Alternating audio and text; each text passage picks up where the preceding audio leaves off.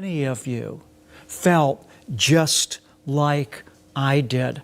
Let's take just a few minutes to review what happened last night in this presidential debate. Let's go ahead and roll that clip. And by the way, I told you before, I'm happy to play golf with you if you carry your own bag. Think you can do it? That's the biggest lie that he's a 6 handicap of all. I was an 8 handicap. Yeah. 8. Never. But I had, you know how many? I've seen you swing. I know you swing.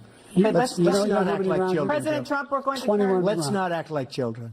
The crimes you are still charged with. And think of all the civil penalties you have. How many billions of dollars do you owe in civil penalties for molesting a woman in public, for doing a whole range of things, of having sex with a porn star on the night while your wife was pregnant? I mean, what are you talking about?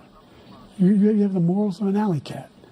We'd be able to wipe out his debt. We'd be able to help make sure that all those things we need to do, child care, elder care, making sure that we continue to strengthen our health care system, making sure that we're able to make every single solitary person eligible for what I've been able to do with the with the COVID. Excuse me, with dealing with everything we have to do with. Look, if we finally beat Medicare.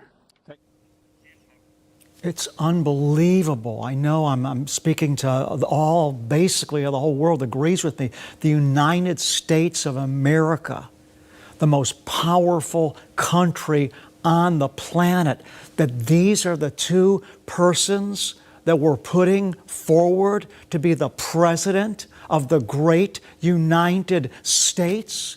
It is beyond crazy. It is just unbelievable lunacy. And I'm not just wanting to talk to you like the news commentators now. I'm wanting to offer hope, which I'm going to bring forth as we get a little bit deeper into this. But what we're facing right now, it's just absolute lunacy. It's almost beyond belief. It's surreal. Our president needs not only the ability to make sound and right decisions, but the president of any country also needs to have moral and personal integrity.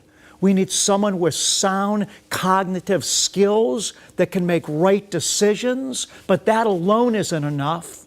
We also need somebody in the office of the President of the United States of America that has personal integrity. Let's take a look a little bit more at some of the statistics here. Some of the lying and exaggerating and lack of personal integrity that we saw last night. By the way, the Border Patrol endorsed my position. In addition to that, we found ourselves in a situation where when he was president, he was separating babies from their mothers. He caused the inflation, and it's killing black families and Hispanic families and just about everybody. It's killing people. They can't buy groceries anymore. They can't. You look at the cost of food where it's doubled and tripled and quadrupled. They can't live. They're not living anymore. He caused this inflation. Wow, I don't know about you if you've done much research on the fact checks here, but there was so much lying and exaggerating going on. Total lack of integrity in both candidates. Total's probably too big of a word, but the lack of moral integrity, it's just unbelievable. And there's no reason to exaggerate and to lie. Biden said the Border Control endorsed his position. The Biden control endorsed his position? Immediately after the debate, the Border Patrol unit tweeted out they do not endorse Biden's position, nor ever will. I mean, where is this? Think about this. The two candidates that the American people have are just really, they're lunatics to just look into the camera and create lies. And what's so dangerous about this is if you repeat a lie often enough, people will start to believe it. And then Trump talking about groceries having quadrupled in price, doubled and quadrupled the price of groceries, he said.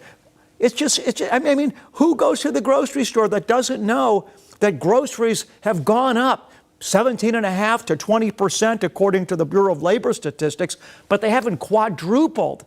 I mean, this is insane. That the President of the United States, that's supposed to be a pillar of integrity for the soul of the nation, both of these guys are just total, they're broken, just mess. I mean, it's just, I don't have words for it. That's why I'm stumbling. To me, it's just so incredibly broken what's going on. I don't even have words. It's beyond insanity. The planet has lost its sense. And I remember even previously, I need to be honest with you, I voted for Trump last time around.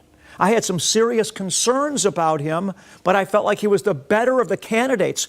But I was so grieved in my spirit and my soul seeing him talk the way that he did, making good decisions sometimes, but then getting on television and talking about it and exaggerating and going over and over this. And it just showed such a, to me, such a lack of integrity, such a lack of moral compass. And the reason it's so, and it's not just Trump, same thing is true for Biden.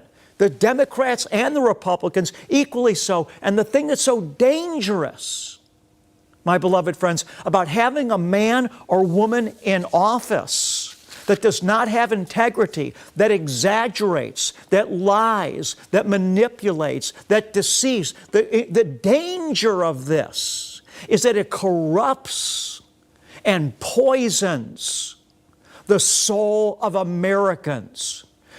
A president is the head of the nation. As the leader goes, so goes the rest of the nation. So when we have somebody in office who does not have integrity, it corrupts the soul. It poisons the soul of all of us. It's not enough just to have a sound mind to make good decisions. You also need somebody to have integrity. And look what we have in front of us right now. Two men that aren't straight.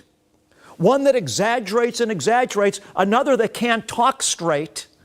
And this is the candidates of the greatest country in the world.